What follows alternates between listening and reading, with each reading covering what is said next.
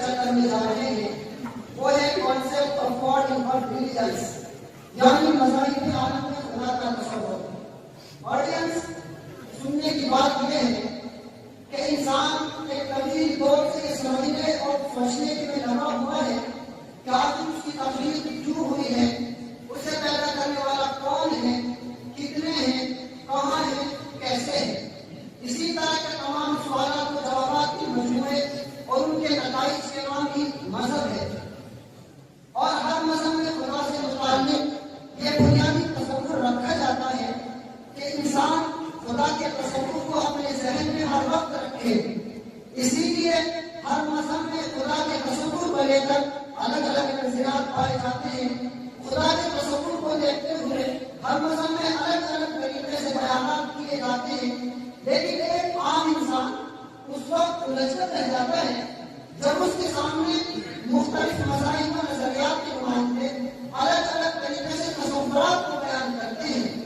For example, عیسائی مذہب میں خدا کو ایک بھی مانا جاتا ہے اور تین بھی، جبکہ مذہب اسلام کی تعلیمات یہ کہتی ہے کہ خدا ایک ہے، اس جیسا کوئی نہیں۔ اگر میں بات کروں سناتن دھرم کی تو اس میں خداؤں کی تعداد کروڑوں ہے، اور اس سرزمین پر ایک طبقہ ایسا بھی ہے جس کا ماننا یہ ہے کہ اس زمین کا، اس کائنات کا اور انسان کا کوئی خدا نہیں، بلکہ یہ مذاہب انسانوں کے بنائے ہوئے سیاسی داؤپیچ ہے۔ آڈینس، ایک وقت تھا جب خدا سے متعلق زیادہ سوچنے، گہرے سوالات کرنے کا رواج عام نہیں تھا، لیکن آج انٹرنیٹ کا دور ہے، ہر انسان سوشل میڈیا سے کنیکٹ ہے، اس پہ وہ تمام چیزیں دیکھتا ہے، سنتا ہے، بلکہ ان پر کمنٹ کرتا ہے، جو چیزیں سوشل میڈیا پر اپلوڈ کی جاتی ہے، جن میں خدا کے فلسفے پر ڈیبیٹس، انسانی تاریخ پر کانفرنس اور کائنات کے نظام پر ویڈیوز شامل ہے۔ اس موضوع کی اہمیت اور حساسیت کو پیش نظر رکھتے ہوئے آج ہم نے اس موضوع پر ڈیبیٹ کرنے کے لیے 5 پینلسٹ کا ایک خاص پینل بنایا ہے، جس میں ہم اس موضوع سے متعلق تمام سوالات و جوابات کریں گے اور تفصیل سے جاننے کی کوشش کریں گے کہ آخر اس مدعے کی حقیقت کیا ہے، مذاہب کے درمیان بھی اختلاف کیوں پایا جاتا ہے، کیونکہ آڈینس، دنیا میں جتنے بڑے بڑے اختلاف ہوئے ہیں، جتنی عظیم جنگیں ہوئی ہیں، ان سب میں مذہب کا رول بہت اہم ہو جاتا ہے۔ وہ فلسطین کا سنگین مسئلہ ہو، یا سالوں در بدر بھٹکنے والی یہودی قوم کا، یا پھر جرمن کے صدر ہٹلر کی سفاکیت کا، یا تمام انسانی تاریخ میں جتنے بھی جنگیں یا بڑے بڑے خلاش واقعات ہوئے، ان سب میں مذہب ایک اہم رول ادا کرتا ہے۔ اب مذہب رول ادا کرتا ہے تو اس کے پیچھے کیا کیا وجوہات ہیں، اس کے کیا کیا مقاصد ہیں، ان جنگوں میں مذہب کیوں سامنے آتا ہے، ان تمام چیزوں کی تہوں تک جانے کے لیے، اس موضوع کو تفصیل سے سمجھنے اور جاننے کے لیے آج ہم نے ڈیبیٹ منعقد کیے ہیں، اور ہمارے درمیان مختلف مذاہب و نظریات کے فیمس اسکالرز اپنے مذہب کے بارے میں جانکاری دیں گے اور ہمیں بتائیں گے کہ اس موضوع کی حقیقت کیا ہے۔ میں آپ حضرات کے سامنے آج کے پینلسٹ کا تعارف کراتا چلوں۔ اسلام کی نمائندگی کرنے کے لیے ہمارے ساتھ جڑ چکے ہیں جناب شعیب قاسمی صاحب، جن سے ہم یہ جانیں گے کہ آخر اسلام خدا کے تصور کے سلسلے میں کیا کہتا ہے، جبکہ عیسائی مذہب میں جانکاری دینے کے لیے اور عیسائی مذہب کے عقائد و نظریات خدا سے متعلق کیا ہے، ان کو ہمارے سامنے رکھنے کے لیے یہاں موجود ہیں مسٹر فہیم صاحب، جن سے ہم تفصیل سے اس مدعے کی حقیقت کو سمجھیں گے۔ آڈینس، بدھزم خدا کے فلسفے پر کیا کہتا ہے اور بدھزم کی تعلیمات نظریہ خدا کے تعلق سے کیا کہتی ہے، ان تمام باتوں کی جانکاری دینے کے لیے ہمارے ساتھ موجود ہیں ڈاکٹر سالم صاحب، ہم ان کا شکریہ ادا کرتے ہیں۔ اسی طریقے سے سناتن دھرم میں خدا کی کیا صورتحال ہے، یا خدا سے متعلق کیا فلسفہ رائج ہے، اور اسی طرح کی بہت سے سوالات و جوابات ہوں گے۔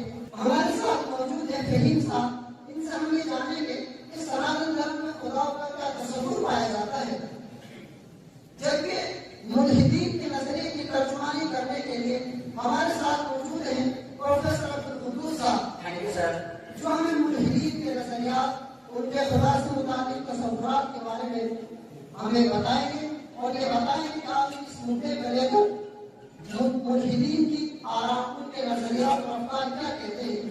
میں اپنے تمام پینلسٹ کا تہہ دل سے شکریہ ادا کرتا ہوں. آڈینس، ابھی آپ نے دیکھا کہ ایک خاص پینل اس مدعے پر جانکاری دینے کے لیے، تفصیل سے گفتگو کرنے کے لیے ہم موجود ہیں. اب ہم اس موضوع پر سوالات و جوابات کا سلسلہ شروع کرتے ہیں، اور میں سب سے پہلے سوال لینا چاہوں گا پادری صاحب سے. پادری صاحب، عیسائی مذہب میں خدا کو لے کر کیا تصور پایا جاتا ہے اور کیا کیا نظریات خدا سے متعلق عیسائی لوگ رکھتے ہیں؟ ہم آپ سے تفصیل سے جاننا چاہیں گے.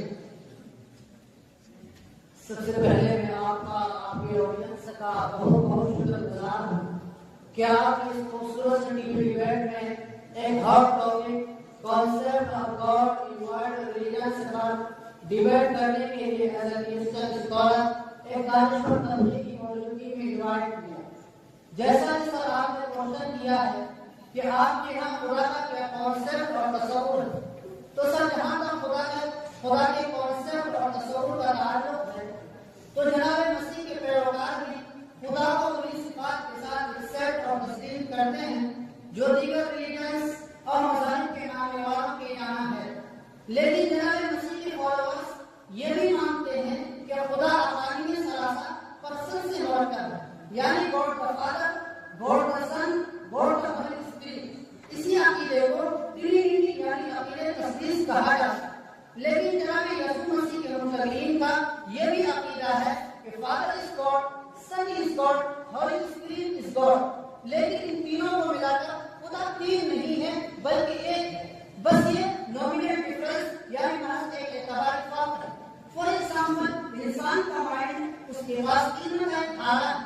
عام طور سے ہوتا یہ ہے کہ عالم، معلوم اور اعلیٰ علم الگ چیزیں ہوتی ہیں مگر ریالٹی اور حقیقت میں ایک ہی، اور یہ ایک فیکٹ ہے. اب میں اس مسئلے کی وضاحت کرنا چاہتا ہوں جس کے سمجھنے میں عوام تو عوام اکثر دانشور طبقہ بھی مس انڈرسٹینڈنگ میں شکار ہے. اور وہ مسئلہ عقیدہ تثلیث کا مسئلہ ہے. عقیدہ تثلیث کے سلسلے میں ایک بات کلیئر اور صاف کر دوں کہ عقیدہ تثلیث بہت ہی سینسٹیو ایشو ہے، اس لیے میں اس کو ایگزامپل سے سمجھانا چاہوں گا. فار ایگزامپل انسان کی باڈی کی ٹیمپریچر اور شکل و صورت اگر ہم غور کریں تو عقیدہ تثلیث کو بہت سمجھ میں آ جائے گا. جیسے ہڈی، گوشت اور خون، ان تینوں کی باہمی اتحاد کے سبب انسان کی باڈی ایگزسٹ کرتی ہے. اگر ان تینوں میں سے کوئی ایک نہ ہو تو جسم کی تکمیل امپاسبل ہے. سر اسی طریقے سے اگر ہم پانی کی مثال لے لیں، یہ پانی ہے، اگر یہی پانی جم جائے تو اسے برف کہا جاتا ہے. اگر اسی پانی کو آگ پر رکھ دیا جائے تو بھاپ کی شکل اختیار کر لیتا ہے. اگر یہی پانی آسمان سے برسے تو بارش کا پانی کہا جاتا ہے. اگر یہی پانی انسان کی آنکھوں سے نکلے تو آنسو کہا جاتا ہے. اگر یہی پانی انسان کی باڈی سے نکلے تو پسینہ کہا جاتا ہے. آپ دیکھا کہ پانی ایک ہی ہے اور اس کے مختلف نام آپ کے سامنے آ گئے. اسی طرح اس ایگزامپل سے بات سمجھ میں آئی کہ چیز ایک ہی ہے، بس یہ تباہی فرق ہے، اس کے علاوہ کچھ نہیں. اسی طرح عقیدہ تثلیث کا مسئلہ بھی ہے. دوسری بات سر یہ کہ جناب یسوع مسیح کے عقیدے کی بنیاد کیا اجزاء پر مشتمل ہے. نمبر ایک عقیدہ تثلیث، نمبر دو عقیدہ حیات ثانیہ، نمبر تین عقیدہ اولاد تجسم، نمبر چار عقیدہ وفا. اگر کوئی عیسائی مذہب کو اختیار کرنا چاہتا ہے، اپنانا چاہتا ہے تو چار عقیدوں پر ایمان لانا ضروری ہے. اس کے لیے کوئی عیسائی مذہب کو نہیں اپنا سکتا اور عیسائی نہیں بن سکتا. پادری صاحب، آپ نے جس ٹرینٹی عقیدے کی بات کی یعنی عقیدہ تثلیث کی، اور آپ نے یہ کہا کہ ہم خدا کو ایک بھی مانتے ہیں کہ بس یہ اعتباری فرق ہے. اسی اعتباری فرق میں بہت سارے سوالات ہوتے ہیں. میں آپ سے تفصیل سے ان کے جوابات دوں گا. ابھی میں سوال کرنا چاہوں گا سناتن دھرم کی ترجمانی کرنے کے لیے تشریف لائے گرو جی عبدالرؤف صاحب. گرو جی، سناتن دھرم میں خدا کو لے کر کیا تصور پایا جاتا ہے؟ کیا سناتن دھرم میں خدا سے متعلق مختلف نظریات ہیں؟ کیا کہنا چاہتے ہیں؟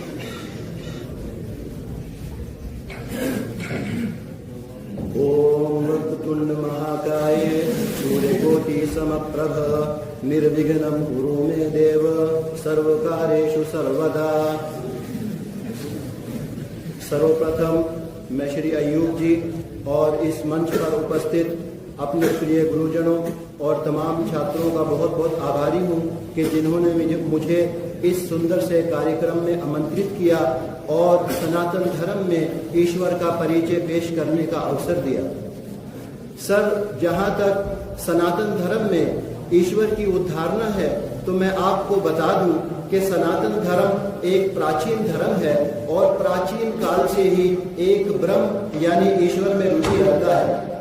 उसको सनातन धर्म में ब्रह्म, ईश्वर, परमात्मा और भगवान के नाम से भी जाना जाता है। हमारी धार्मिक पुस्तकों में ब्रह्म के प्रति जो उल्लेख हैं उनको मैं आपके सामने रखना चाहूंगा। यजुर्वेद के 13वें अध्याय मंत्र नंबर 4 का अंश है भूतस्य जातः अपतिरेक आसीत्, कि जिसका अर्थ है उत्पन्न हुए संसार को रचने वाला और उसका पालन करने वाला एक ही है। इसी तरह श्री ऋग्वेद का मंत्र है इको विश्वस्य भुवनस्य राजा, जिसका अर्थ है संपूर्ण संसार यानी पूरे ब्रह्मांड का राजा एक ही है। अथर्ववेद का मंत्र है स एष एक एक विरदेक एवं, जिसका अर्थ है ईश्वर एक अद्वितीय यानी अकेला ही है और उससे भिन्न दूसरा ईश्वर कोई नहीं। श्री सामवेद का मंत्र है या एक द्विदैत्यवसु, जिसका अर्थ है ये एक ही है और जो विशेष रूप से धन को देता है। और इसी प्रकार सर मुंडकोपनिषद में है कि वो किसी के भी ज्ञान यानी इल्म और पकड़ में न आने वाला, गोत्र यानी जात, रंग, आकृति यानी बनावट आदि से रहित यानी पाक है। और इसी प्रकार आंख, कान यानी ज्ञान इंद्रियों और हाथ पैर यानी कर्म इंद्रियों से रहित है। गुरु जी, आपने बड़े सपाट तरीके से कह दिया कि सनातन धर्म में खुदा एक ही है, उसका जो तसव्वुर है वो ये एक माना जाए। लेकिन हम देखते हैं कि विष्णु, गुरु और बहुत सारे खुदाओं को लोग मानते हैं, उनकी मूर्तियों को पूजते हैं। अगर खुदा एक है तो फिर इन मूर्तियों का क्या मतलब है? इसी तरीके से और भी बहुत से सवाल हैं। आपसे इन तमाम सवालों के जवाब आप दूंगा। ऑडियंस, अब हम इस प्रोग्राम को आगे बढ़ाते हैं और मैं सवाल करना चाहूंगा डॉक्टर साहिब साहब से। डॉक्टर साहब, दुनिया में खुदा को एक क्या नजरिया पाया जाता है और क्या क्या कॉन्सेप्ट ऑफ गॉड वाले नजरिए को कैसे देखता है? फर्स्ट ऑफ ऑल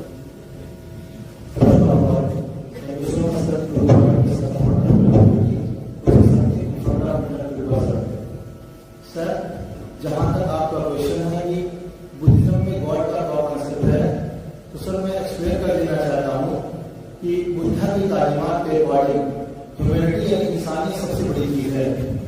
सर उसकी वजह ये है जब महात्मा गौतम बुद्ध जी ने जिंदगी की परेशानियों और उसकी बेसबातों को महसूस किया तो महात्मा गौतम बुद्ध ने प्रॉब्लम्स के सोल्यूशन के लिए यानी निर्वाण हासिल करने के लिए वो और पीसफुल लाइफ स्पेंड करने के लिए वो जंगलात में चले गए और उन्होंने बड़े बड़े साम्राज्य को त्याग दिया और उन्होंने उस समय के एक बड़े विद्वान अलारा लामा से अपने रूहानी इलाज के लिए संपर्क किया, लेकिन फिर भी उनको उनके समस्या का सही समाधान ना मिल सका। तब उन्होंने ये सोचा कि अपनी मन की शांति के लिए ये तमाम रास्ते सही नहीं है, बल्कि उन्होंने अपनी मन की शांति की खातिर तपस्याएं शुरू कर दी। यहाँ तक कि बुद्धा पहले सूख कर हड्डियों का पीड़ा हो गया और वो मरने के करीब हो गए। फिर उनके मन में ये विचार आया कि निर्वाण का उसूल शरीर को थकाने से नहीं बल्कि एक सामान्य जिंदगी व्यतीत करने से ही हासिल हो सकता है। तब उन्होंने एक पेड़ के नीचे एक घास का आसन बनाकर एक विशेष अंदाज में महात्मा गौतम बुद्ध जी बैठ गए और उन्होंने ये तय किया कि वो उस वक्त तक अपने ध्यान से नहीं निकलेंगे जब तक उनको उनके लक्ष्य में प्राप्ति हासिल न हो जाए। और सब वही हुआ कि महात्मा गौतम बुद्ध जी एक पेड़ के नीचे बैठे थे कि मध्य रात में उन पर 4 आलिशान की 4 नोबल ट्रूथ्स, जिसको उर्दू में 4 अजीब हकीकत कहते हैं, उसका इंकशाफ हुआ। पहला इंकशाफ ये हुआ कि इंसान की जो जिंदगी है वो दुखों से भरी पड़ी है। दूसरा इंकशाफ ये हुआ कि इंसान की जिंदगी में जो दुख है और जो परेशानियां हैं उसकी वजह क्या है, तो महात्मा गौतम बुद्ध ने बताया कि उसकी वजह इंसान की अपनी ख्वाहिशात और लालच अल्लाह ही नहीं है। तीसरा अजीम इंकशाफ जो महात्मा गौतम बुद्ध पर हुआ वो ये हुआ کہ انسان کی زندگی میں جو پریشانیاں ہیں اور جو دکھ ہیں اس کا خاتمہ، اس کا تدارک ممکن ہے یا نہیں؟ تو بدھا نے بتایا ہاں، اس کا استحصال اور اس کا خاتمہ ممکن ہے۔ چوتھا جو عظیم انکشاف ہوا وہ یہ کہ اسٹرانگ مارڈ، یعنی نروان کو حاصل کرنے کے لیے ایک ایسا راستہ اختیار کیا جائے جو اخلاقیات اور انسانیت کو مبنی ہو، اور بدھا نے وہ 8 راستے بتائے ہیں۔ نمبر 1 رائٹ ڈو، درست نظریہ، رائٹ انٹینشن، درست ارادہ، رائٹ اسپیچ، متوازن سلوک، رائٹ ایکشن، درست عمل، رائٹ لائیولیہوڈ، درست روزگار، رائٹ ایفرٹس، درست کوشش، رائٹ مائنڈفلنس، درست شعور، رائٹ کنسنٹریشن، درست اقرار۔ سر بدھا نے بتایا کہ یہ تمام طریقے اپنائے گئے تو انسان کو دکھوں سے نجات مل سکتا ہے۔ وہ ایک سر یہ کہہ لیجیے کہ بدھزم کا پرپس ہے ہیومینٹی کا biggest religion in the world, کہ مانوتا سے بڑھ کر اس سنسار میں کوئی دھرم نہیں ہے۔ گویا سر آپ کہنا یہ چاہتے ہیں کہ انسان کی زندگی کا مقصد دکھوں سے نجات حاصل کرنا ہے اور انسانیت ہی سب سے بڑا دھرم ہے، لیکن جو حقیقت ہے وہ ساری دنیا کے سامنے ہے۔ ابھی ہماری بات چیت کا سلسلہ جاری رہے گا۔ قاسمی صاحب، اسلامی تعلیمات خدا کے تصور کے بارے میں کیا کہتے ہیں اور اسلامی نظریہ کیا ہے؟ Thank you so much sir for giving me such a golden opportunity to say something. سر جیسا کہ آپ نے سوال کیا کہ اسلام میں خدا کا کیا تصور ہے، تو اس کے لیے میں آپ کو بتا دوں کہ اسلام کا خدا کے تعلق سے جو نظریہ ہے وہ بالکل واضح، کلیئر اور فطرت کے مطابق ہے۔ نہ تو ان لوگوں کی پہلیوں کی طرح ہے جو ایک کو تین اور تین کو ایک مانتے ہیں، اور نہ ہی ان لوگوں کی طرح ہے جو سورج، چاند، پتھر کسی بھی چیز کو ان کے چمتکار کی وجہ سے خدا ماننے کے لیے تیار ہو جاتے ہیں، اور نہ ہی ان لوگوں کی طرح ہے جن کے نزدیک خدا کے وجود کی کوئی اہمیت نہیں ہے۔ سب کسی بھی مذہب میں ان کے خدا کا تصور، اس کا سب سے آتھینٹک انٹروڈکشن ان کے مذہب میں سب سے مقدس سمجھی جانے والی کتاب سے ہوگا۔ اس لیے مذہب اسلام میں سب سے مقدس سمجھی جانے والی کتاب قرآن سے اپنے خدا کا تصور پیش کرنا چاہوں گا۔ وہ یہ ہے کہ قرآن مجید کی سورہ اخلاص میں اللہ تعالیٰ نے اپنا مکمل تعارف اور کمپلیٹ انٹروڈکشن پیش کیا ہے۔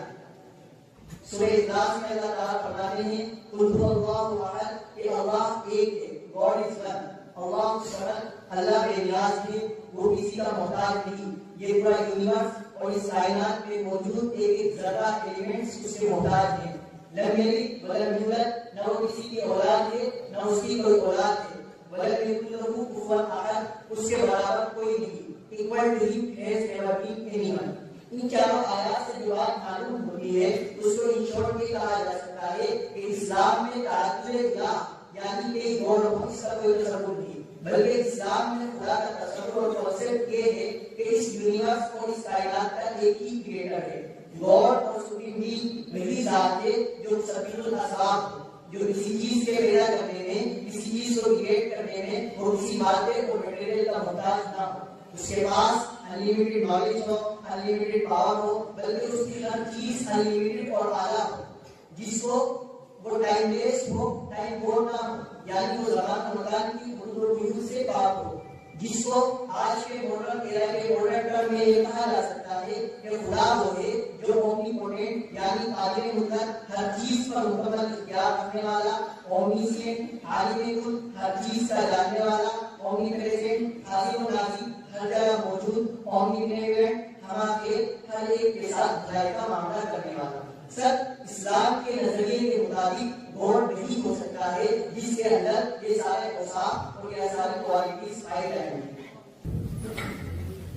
سر جہاں تک میں آپ کی بات سمجھ پایا، آپ کہنا یہ چاہتے ہیں کہ اسلامی تعلیمات کی روشنی میں خدا کا تصور یہ ہے کہ وہ ایک ہے، وہ بے نیاز ہے، اس کے پاس انلیمیٹڈ پاور ہے۔ ٹھیک ہے، ہم آپ سے اس کے جو سوالات ہیں وہ آپ سے کریں گے۔ میں آپ کے پاس دوبارہ آؤں گا۔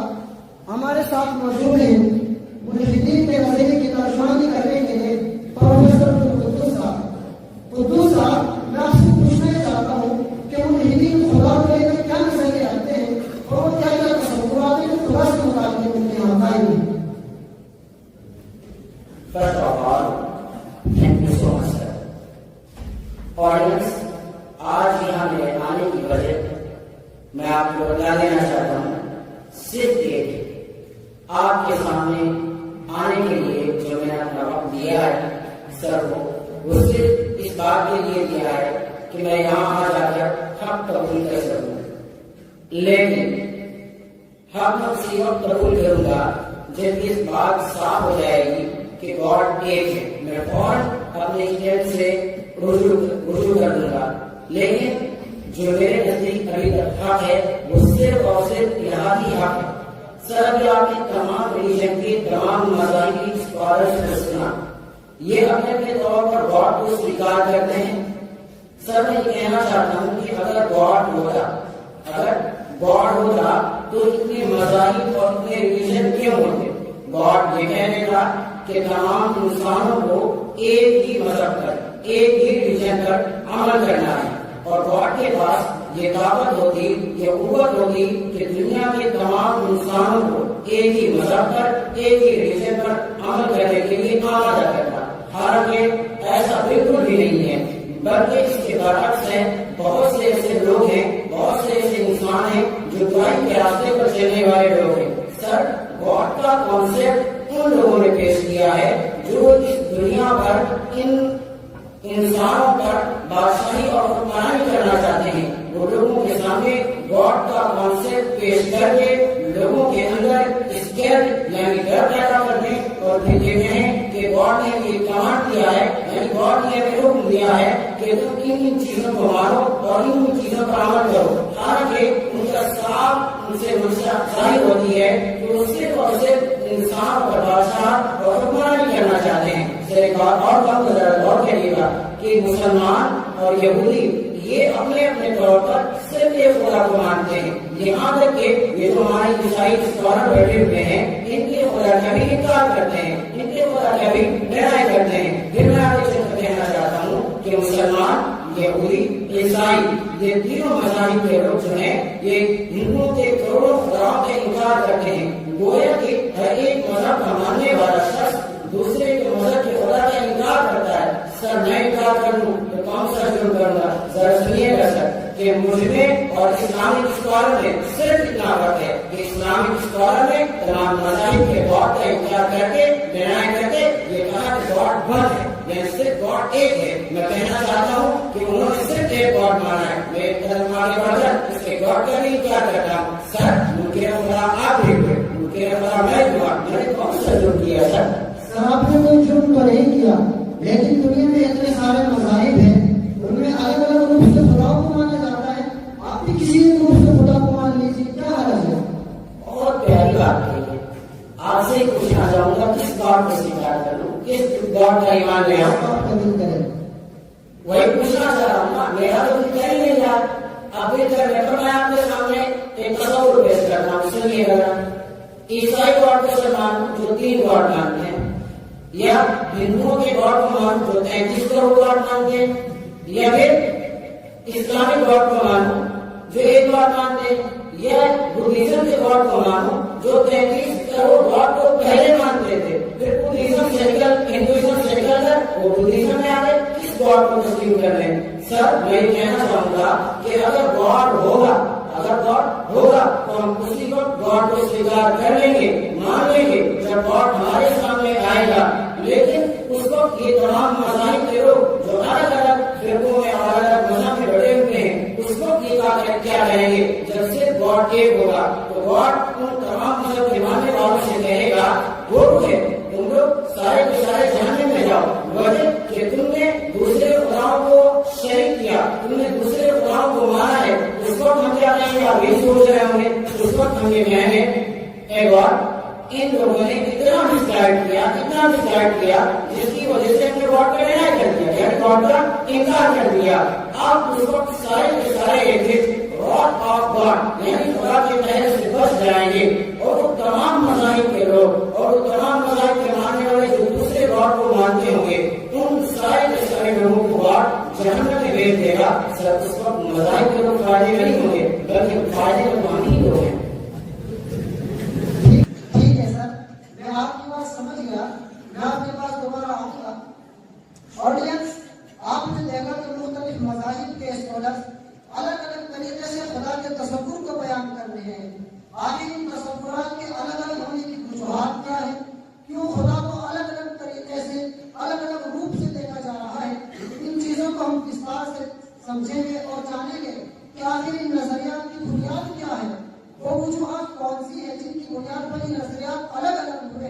آپ ہمارے ساتھ اس پروگرام کو سنتے رہیے.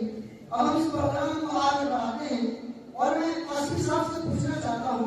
قاسمی صاحب، آپ نے یہ تو کہہ دیا کہ خدا ایک ہے، لیکن میں جاننا چاہتا ہوں کہ اگر خدا ایک ہوتا تو دنیا میں اتنے سارے مذاہب الگ الگ نظریات کیوں ہوتے؟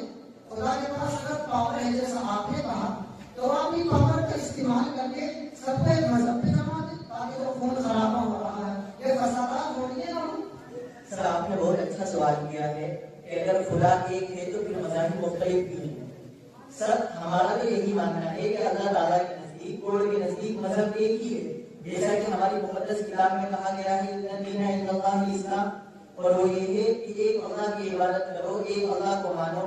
اور اسی بات کو آج بھی تمام مذاہب والے بھی مانتے ہیں کہ کائنات کا خالق اور کریٹر ایک ہی ہے.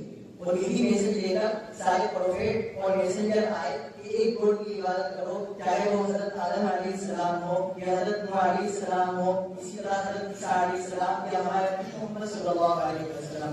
سب نے ایک ہی حکم کیا کہ ایک گوڈ کی عبادت کرو. لیکن سب ان پروفیٹ کے بعد لوگوں نے ان کی تعلیمات سے ہٹ کر کتنے ہی سارے خدا بنا دیے. تو سر یہ مختلف مذاہب کا ہونا یہ لوگوں نے پیدا کیا ہے، یہ لوگوں کا فیبریکیٹڈ ہے، نہ کہ گوڈ نے دیے.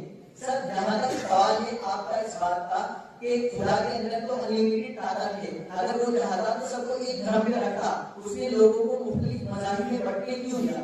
سر میں آپ کو اس کو اس طرح سمجھانا چاہوں گا کہ خدا تعالیٰ نے اس کائنات کو، اس یونیورس کو ایک ایسا ماحول بنایا ہے. اب اگر اللہ تعالیٰ تمام لوگوں کو ایک ہی مذہب پر رکھتے اور اس میں ان کو اپنا کوئی اختیار نہ دیا جاتا اور سب کو اس کا مطلب بھی کچھ ایسا ماحول کا کوئی مطلب ہی نہ لے جاتا.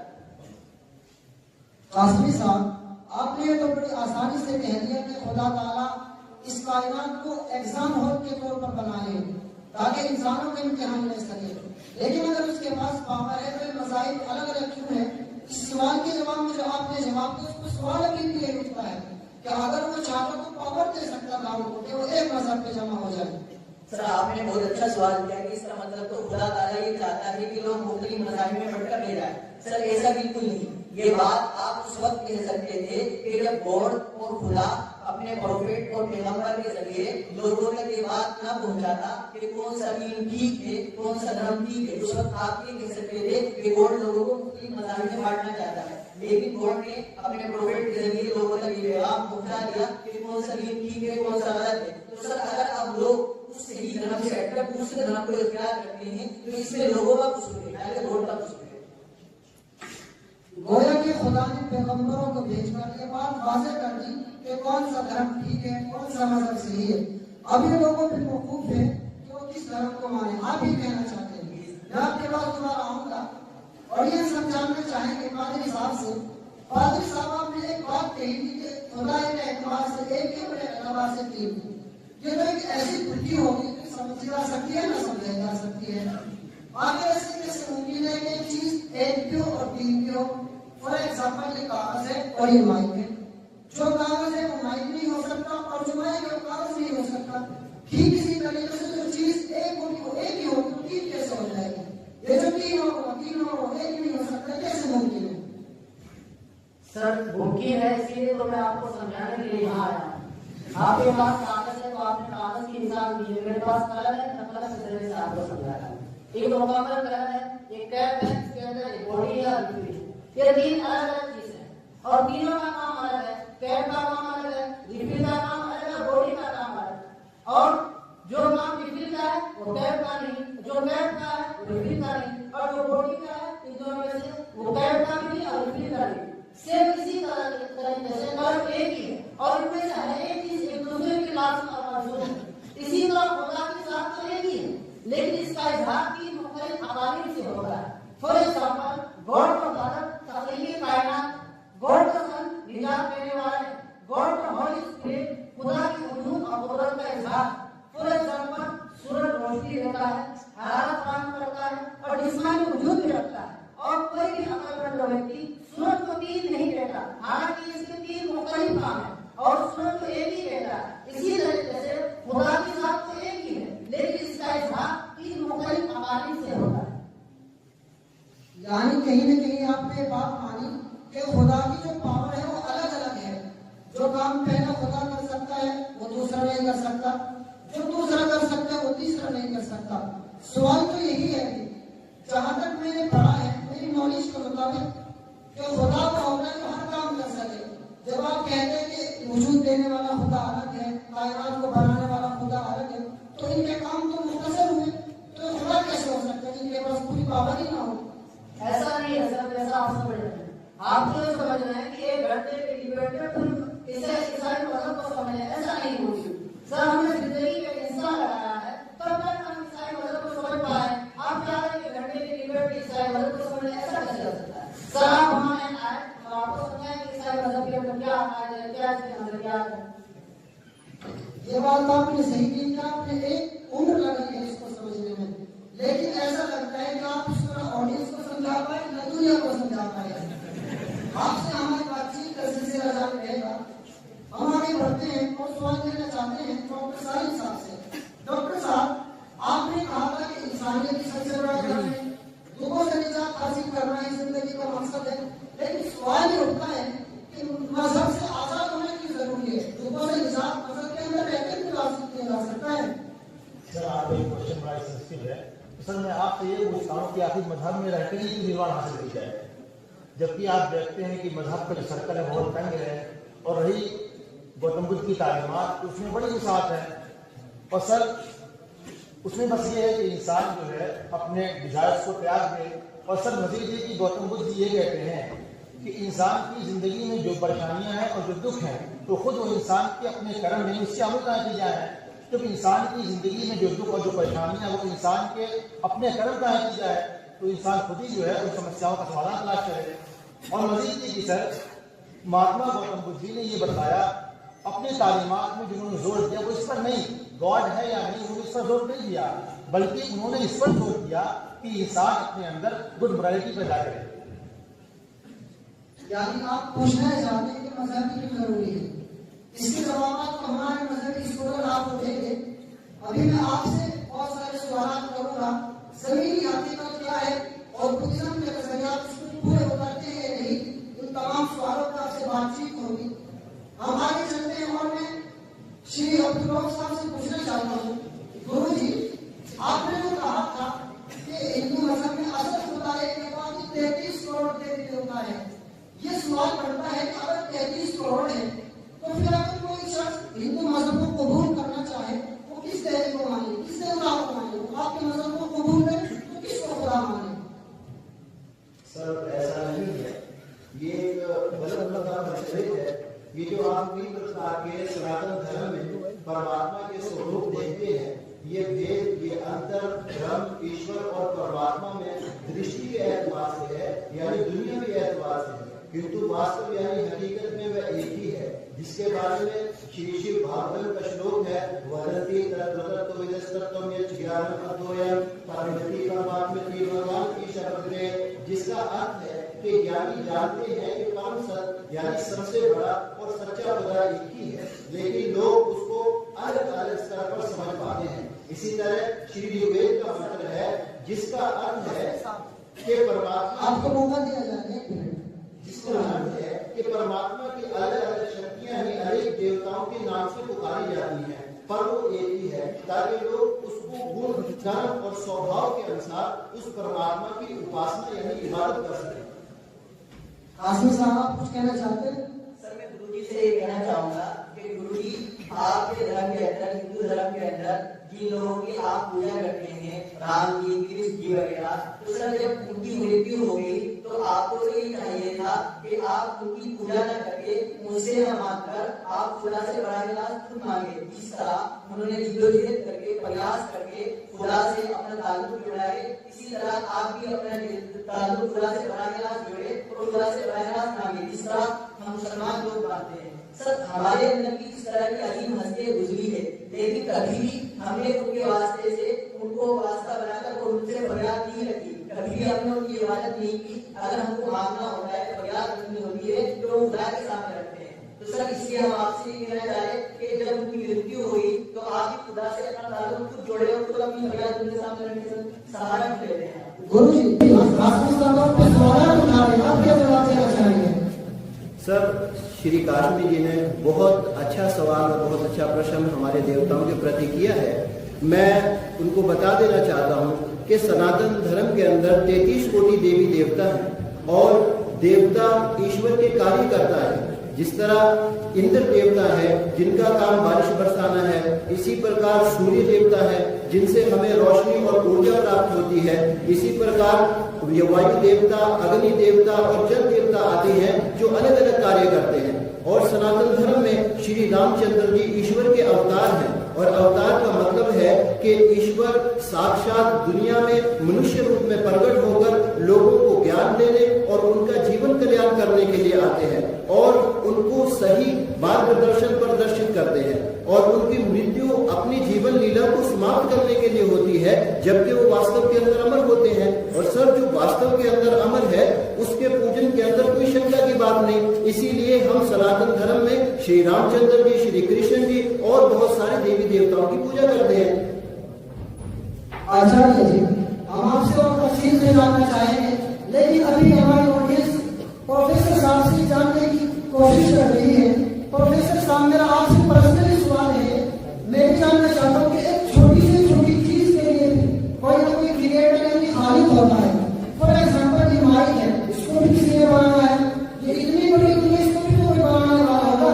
ये रोजाना सूरज निकलता है, दिन रात होते हैं, जमीन से फसलें उगती है, इतने काम होते हैं, बड़े किसी कैसे हो सकते हैं?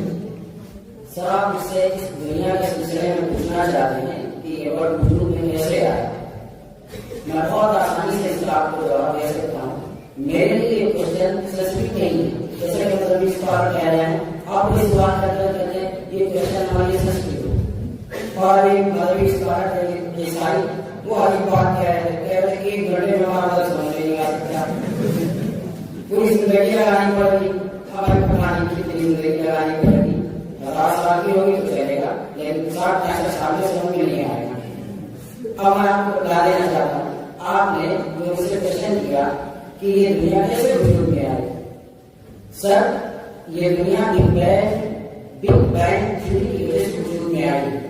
आज से 800 साल पहले एक बादलनुमा चीज थी, जिस बादलनुमा चीज में बुखारात उठे, उसके अंदर पानी और हवा था और सर्द और गर्म हवाएं जब उसके अंदर गई, जिसकी वजह से एक बहुत बड़ा धमाका हुआ। उसके बाद जमीन से पानी से जमीन का फैलना शुरू हुआ, जिसकी वजह से ये दुनिया वजूद में आई है। उसके 1000 साल बाद जब पानी जमीन पर था, उससे इंसानी जिंदगी की शुरुआत हुई है। सबसे पहले जो चीज वजूद में आई है वो मच्छर है, जो अपने तौर पर वजूद में आया है। फिर उसके बाद अलग अलग मादे की जो चीजें थी, जो अलग अलग मादा था, उनसे वही चीज बनती है जिस चीज को वो मादा था। आहिस्ता आहिस्ता इंसानी जिंदगी की शुरुआत हो गई। सिर्फ बात मैं और कहना चाहता हूँ कि मजहब इस्लाम की मुक़द्दस किताब कुरान करीम में चैप्टर नंबर 17 आयत नंबर 30 वजाना में लिखा हुआ है, जिसके माना है कि अल्लाह ने जमीन से, अल्लाह ने जो जमीन पर पानी पैदा किया है, इस पानी से ही हर जानदार चीज को पैदा किया है। मैं आपसे कहना चाहूंगा कि ये सिर्फ और सिर्फ एक तहव्वुर है कि एक साइंस का जो जवाब है, जो साइंस है, उस साइंस के नजरिए को कुरान करीम में दाखिल कर दिया गया है, मजहबी किताब में दाखिल कर दिया गया है। आज मजहबी इस्लाम के मुताबिक गॉड ने तौरात, ज़बूर, इंजील जैसी किताबें अपने प्रॉफिट को दी हैं और उन प्रॉफिट की दी हुई किताबों में जो हम तक पहुंची है, उसमें कहीं भी कोई ऐसा नजरिया नहीं मिलता और जो दीगर मसाइल और जो दीगर विजन है, उनकी भी किताबों में कोई भी ऐसा नजरिया नहीं मिलता है। प्रोफेसर साहब, आपने जो बात की थी कि बुखारात उठे, पानी उठा, ये हुआ वो हुआ, सवाल तो ये होता है कि उनको भी तो किसी ने उबाला होगा, तो उनके तो किसी ने पैदा किए होंगे। सर, उसमें मौजूद नहीं था मामले के साथ। मैं सिर्फ क्लियर कर दिया। प्रोफेसर साहब, आपने कुरकुरे वाली बात पर जिस तरह से पर्दा झाड़ा है, उससे समझ में आता है कि आपका नजर और आपका नजरिए में बुलबुला है, जिसमें ना कोई मजा है ना चाहते। ये तो बैंक की वजह से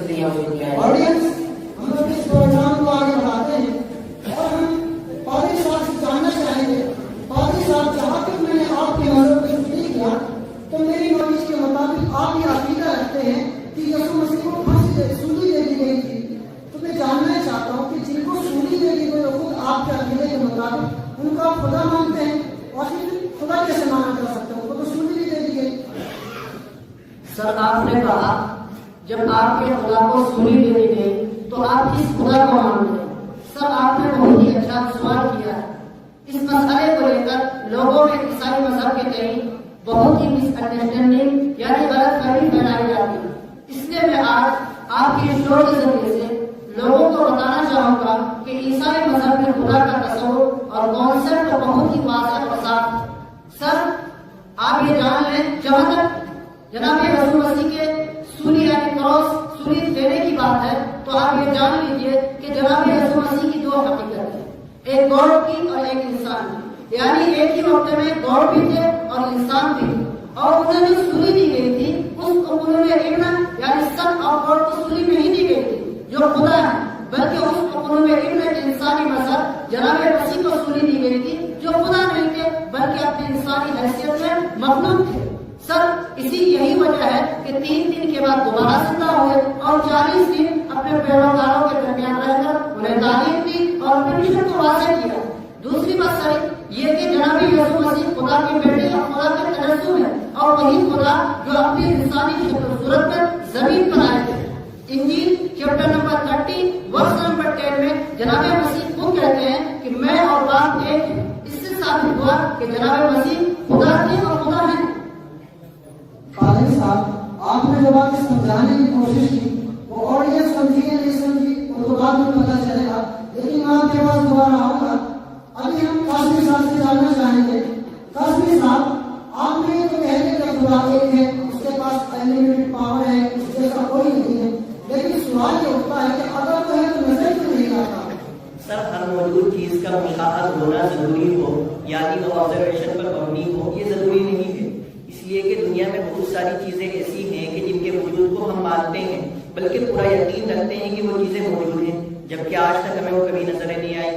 फॉर एग्जाम्पल कशिश ग्रेविटी, इसके वजूद को हम तस्लीम करते हैं और साइंस ने भी इसको तस्लीम किया है, हालांकि आज तक हमें कभी नजर नहीं आई, लेकिन फिर भी हम इसकी अलामतों की वजह से इसको मानते हैं।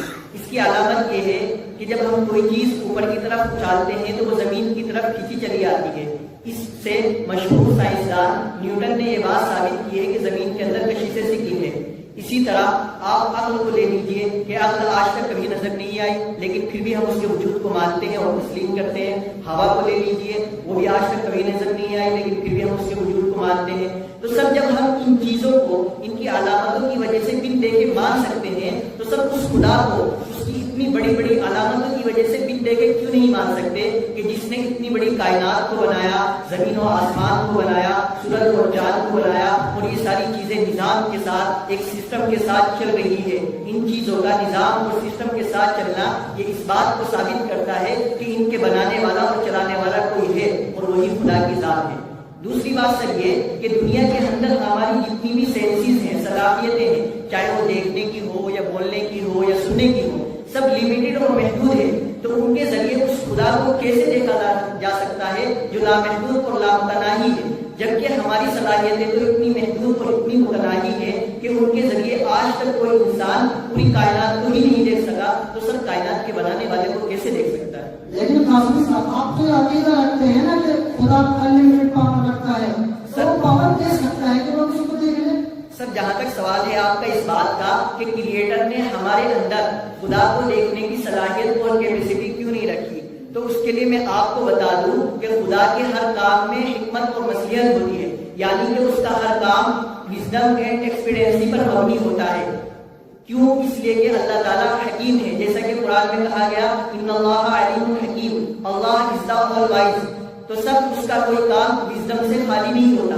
तो हमें इस विजडम को समझने के लिए सबसे पहले ये देखना होगा कि खुदा का इस यूनिवर्स को, इस कायनात को बनाने का पर्पस क्या है, उसके पीछे उसका मकसद क्या है। तो सब जब हम इसको देखते हैं तो कुरान हमें बतलाता है वमा खलक़तुल जिन्ना वल इंसा इल्ला लियअबुदून, कि हमने इंसानों को सिर्फ अपनी इबादत के लिए, अपनी बात मानने के लिए पैदा किया। तो सब खुदा ताला ये चाहता है कि इंसान उसकी बात उसको बिन देखे, सिर्फ उसके औसाफ और कमालात की वजह से माने। और सर ये विजडम खुदा ताला की पावर की अनलिमिटेड होने की सबसे बड़ी दलील है कि वो अपनी पावर के जरिए बिन देखे अपने आप को मनवाना चाहता है। ठीक है कासमी साहब, आपसे हम और सवाल करेंगे और ये जानने की कोशिश करें कि आखिर इस्लामी नजरिया खुदा के काम में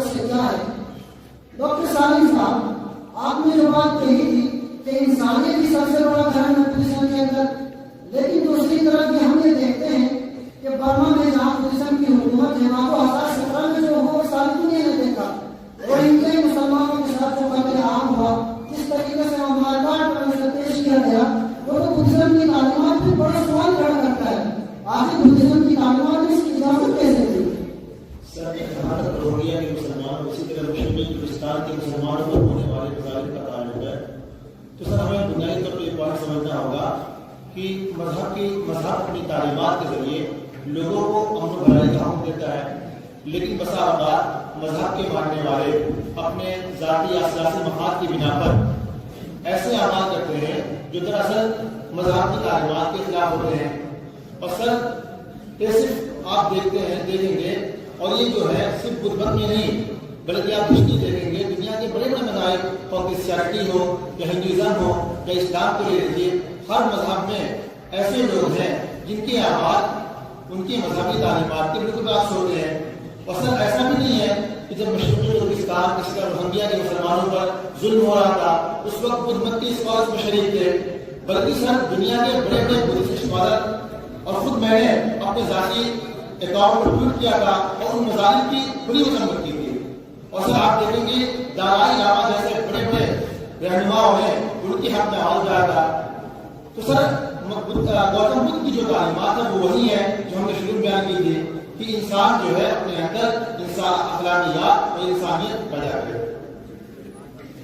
تو سالم صاحب آپ کے کہنے کے مطابق جو لوگ اس طرح کی حرکتیں کرتے ہیں مذہب اس کی اجازت نہیں دیتا وہ اپنے مفاد کے لیے کرتے ہیں. ٹھیک ہے سر یہ بات چیت کا سلسلہ آپ کے ساتھ جاری رہے گا.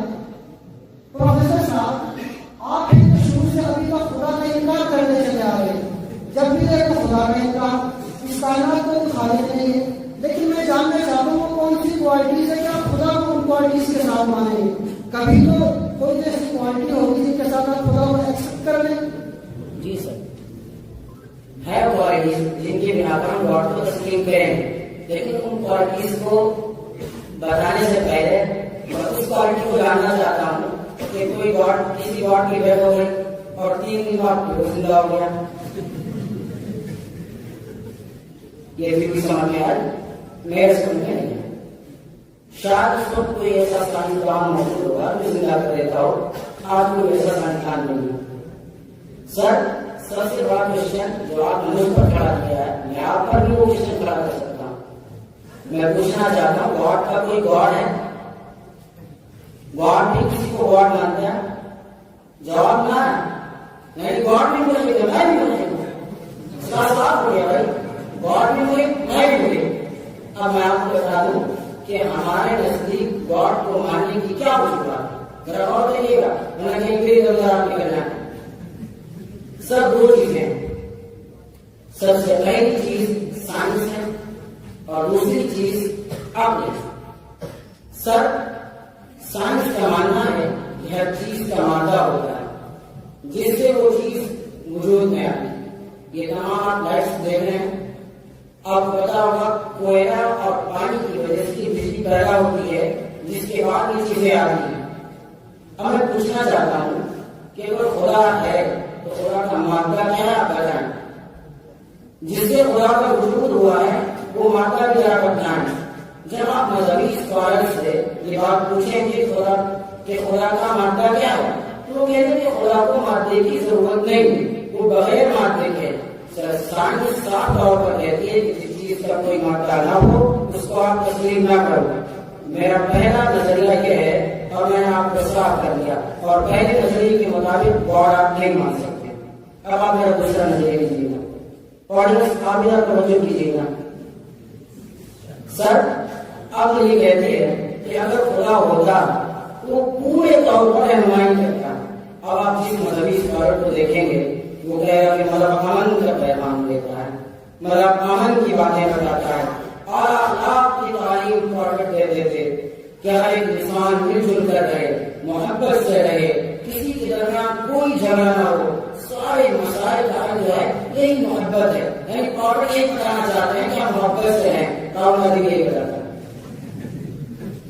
جس سے مذہب کہ اعلیٰ اخلاق اور اعلیٰ تعلیم کا معلوم ہو جائے کہ پروفٹ یہ تعلیم دیتے ہیں وہ دوسرے انسان بھی دیتے ہیں. کیا आप को गॉड मान रहे नहीं, उसके असली लीडर हैं। वो सिर्फ हुकूमत कायम करना चाहते हैं, लोगों पर बादशाह करना चाहते हैं, ये नजरिया तुम प्रॉफिट करना। सर मैं आपसे एक सवाल करूंगा, आप लोगों से सवाल करते जा रहे हैं, आप सोच रहे होंगे अजीब सा आदमी फंस गया, मुझसे सवाल करते जा रहा है। सुनिए सर, खामोश रहिए। मैं आपसे पूछना चाहूंगा कि सर आप एक स्कूल के बच्चे से ये बात पूछिए जो छोटा हो कि आज माशरे में खराबियां पैदा हो गई, ये माशरे की खराबियां कैसे दूर होगी, ये समाज में जो गंद पैदा हो गया है ये कैसे दूर होगा। वो साफ और शफाफ अल्फाज में आपको बता देगा कि जो माशरे की खराबियां इनको दूर करने का सिर्फ एक है नतीजा, सिर्फ एक बात है, वो ये कि तमाम इंसान आपस में मोहब्बत से रहने लगे, कोई भी किसी से झगड़ा न करे। साफ मालूम हो गया जो खुदा की तालीम है, जो किसी गॉड की तालीम है, वही तालीम एक स्कूली बच्चे की है। यानी अक्ल के नजरिए में भी जिस दर्जे में गॉड आता है उसी दर्जे में बच्चा भी आता है स्कूल का। तो सर मैं कैसे मानूं कि गॉड है? अगर खुदा वाकई है तो वो ऐसी रहनुमाई करे जिससे किसी भी इंसान के आप उस तक न पहुंच सके। हालांकि यहाँ सिर्फ एक छोटा सा बच्चा पहुंच रहा है। सर आप एक प्रोफेसर हैं, लेकिन आप तो बच्चों की तरह जिद रहे हुए हैं कि खुदा का भी कोई खुदा है, हर कैसे सवाल आते हैं। एक बच्चे की दिमागों में समझ जाता है। ऑडियंस, हम इस प्रोग्राम का आखिरी सवाल कासिमी साहब से करते हैं। कासिमी साहब, आपने कहा था कि खुदा मौजूद है, लेकिन सवाल ये होता है कि खुदा मौजूद है, ठीक है, खुदा एक ही क्यों है? सर अगर आप इस कायनात का क्रिएटर और खालिक एक नहीं मानते तो कितनों को मानेंगे? जबकि हम देखते हैं कि किसी भी निजाम को चलाने वाला, किसी भी सिस्टम को चलाने वाला वो एक ही होता है, चाहे किसी मुल्क का प्राइम मिनिस्टर हो या किसी मुल्क का प्रेसिडेंट हो। इसी तरह किसी भी निजाम को चलाने वाला एक ही होता है। इसलिए कि अगर किसी भी निजाम को चलाने वाला एक नहीं होगा तो निजाम चल ही नहीं सकता। इसी तरह अगर दुनिया की क्रिएटर और खालिक भी दो होते तो वो निजाम नहीं चलता।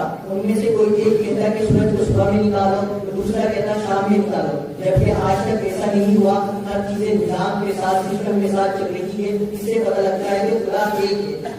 सर अगर आप कहेंगे कि नहीं दो बोर्ड आपस में मिलकर काम तस्लीम करके निजाम चला सकते हैं, जैसा कि हमारे ईसाई भाइयों का मानना है कि एक बोर्ड जो है वो तकलीफ के लिए है, एक बोर्ड जो है नजात देने के लिए है, तो मैं पादरी जी से ये पूछना चाहूंगा कि पादरी जी आप मुझे ये बताइए कि क्या एक बोर्ड जो काम कर सकता है वो दूसरा बोर्ड वो काम कर सकता है या नहीं? अगर एक बोर्ड का काम दूसरा बोर्ड नहीं कर सकता तो उसकी पावर लिमिटेड और महदूद होगी, और बोर्ड वो होता है जिसकी पावर अनलिमिटेड और महदूद हो। और अगर दूसरा बोर्ड भी वो काम कर सकता है जो पैदा कर सकता है, यानी कि निजात भी दे सकता है और तकलीफ भी कर सकता है, तो फिर आपको दूसरे और तीसरे बोर्ड की मानने की जरूरत क्या है? सब तो कायनात के वजूद से ही हमें ये समझ में आता है कि गॉड एक ही है। इस कायनात का खालिक और क्रिएटर एक ही है, इसको चलाने वाला एक है। लेकिन हमारे एथिस्ट भाई का मानना ये है कि इस कायनात का वजूद पूर्वक एक बुलबुले के जरिए हो गया। तो सर अगर हम मान लेते हैं कि इसका वजूद एक बुलबुले के जरिए हुआ, तो आप ये बताइए कि इस बुलबुले को किसने पैदा किया? आपके पास उसका कोई जवाब नहीं। अब्दुल कुद्दूस जी, अगर आप इस कायनात का क्रिएटर और खालिक किसी को नहीं मानते तो आप ये बताइए कि आपकी जात का खालिक और क्रिएटर कौन है? क्या आपकी जात खुद ब खुद वजूद में आ गई? हालांकि आज तक ऐसा नहीं हुआ कि कोई चीज खुद ब खुद वजूद में आ जाए। और अगर आप कहेंगे कि आप अपनी जात के खुद क्रिएटर हैं, तो सर आज तक हम देखते हैं कि कोई इंसान एक नाखून नहीं बना सकता, तो आप अपने आप को कैसे बना सकते हैं? अगर ऐसा होता तो आज हमारे जिंदगी भाई सबसे खूबसूरत तरीके नजर आते। ऐसा नहीं है सर। दूसरी बात सर, जब ये दो बात नहीं मान सकते तो आपको मानना पड़ेगा कि आपकी जात का बनाने वाला कोई दूसरा क्रिएटर और खालिक है, और वही खुदा ताला की जात है। सर जैसा कि आपका सवाल ये कि साइंस ने खुदा को साबित नहीं किया इसलिए हम खुदा को नहीं मानते, तो सर आप मुझे बताइए कि क्या साइंस ने इस बात को साबित किया है कि जो चीज साइंस से साबित हो उसको हम नहीं मान सकते? साइंस का दायरा तो सिर्फ मानवी चीजों तक महदूद है, जबकि खुदा वो होता है जो हर तरह के मादे और मटेरियल से पाक हो, उसको किसी मादे और मटेरियल की जरूरत ना हो। साइंस कोई ऐसी दलील नहीं कि साइंस से ये कहा जा सके कि ये जो चीज साइंस से साबित हो गया उसी को मानेंगे। सर आपका ये कहना कि खुदा का खुदा कौन है, सर ये सवाल तो इसी तरह है कि अगर आप मुझसे पूछे कि एक किताब का मुसन्निफ और डायरेक्टर कौन है, तो मैं आपको जवाब दूंगा कि इस किताब का मुसन्निफ खुदा शख्स है। लेकिन फिर आप पूछे कि मुसन्निफ का मुसन्निफ कौन है, तो क्या सर कोई अकलमंद आदमी आपकी इस बात का जवाब देगा? नहीं सर, बिल्कुल नहीं। सर सर अगर आप इतनी सारी अलामतों के बावजूद भी, खुदा ताला की इतनी बड़ी निशानियों के बावजूद भी, इतनी बड़ी कायनात के बावजूद भी, और आपकी जात की तकलीफ के बावजूद भी खुदा को नहीं समझ पा रहे हैं, तो सर इसका मतलब ये है कि आप समझना ही नहीं चाहते, और जो समझना ना चाहे उसको खुदा कोई नहीं समझा सकता। आंखें मुदी हुई हो तो फिर दिन भी रात है, आंखें मुदी हुई हो तो फिर दिन भी रात है, इसमें क्या कसूर भला आफ्ताब का है। वरना आज आप देखेंगे कि एक बड़ी तादाद खुदा की वहदत को तस्लीम कर रही है, उसके एक होने को मान रही है। दिन ब दिन लोग इस्लाम में दाखिल हो रहे हैं, चाहे वो ईसाई धर्म के लोग हो, चाहे इसी तरह दूसरे धर्म के लोग हो, सब इस्लाम धर्म की तरफ चले आ रहे हैं। इसके लिए मेरे पास एक रिपोर्ट है 2019 की, एक रिपोर्ट के मुताबिक उसमें ये दर्ज किया गया है कि अब तक दुनिया का सबसे ज्यादा फैलने वाला धर्म इस्लाम है, और उसमें उन्होंने आगे ये कहा है कि हमारे अंदाजे के मुताबिक 2070 में सबसे बड़ा मजहब इस्लाम होगा। तो सर ये इस बात की दलील है कि खुदा का सही कॉन्सेप्ट वो सिर्फ इस्लाम में है, और वो लोगों को समझ में आ रहा है, और यही वजह है कि आज लोग इस्लाम की तरफ खींचे चले आ रहे हैं। ठीक है कासमी साहब, ऑडियंस आज का हमारे प्रोग्राम यही खत्म होता है। तमाम पैनलिस्ट की बातों को सुनने के बाद अब यही कहते हैं कि इस कायनात के लिए किसी खुदा का वजूद जरूरी है, किसी खुदा को माना जाए ताकि एक माशरा अच्छे से तशकील पा सके। इंसानों के दिल में जब खुदा का तसव्वुर होगा तो बुराई से रुकेगा और खुदा के यहाँ जज़ा पाने के लिए अच्छे अमाल करेगा। और अगर इन तमाम बातों पर गौर व खोज करे, गहराई में जाके सोचे, तो अकल कहती है कि खुदा एक हो, यही जरूरी है, क्योंकि अगर खुदा एक होगा तो ही तमाम कायनात का निजाम सही से चल सकेगा जैसे कि चल रहा है। आज की इस डिबेट में शिरकत करने के लिए मैं तमाम पैनलिस्ट का शुक्रिया अदा करता हूँ, तमाम हाज़रीन का शुक्रगुजार हूँ, और तमाम असातिज़ा हज़रात का अस्सलाम वालेकुम व रहमतुल्लाह।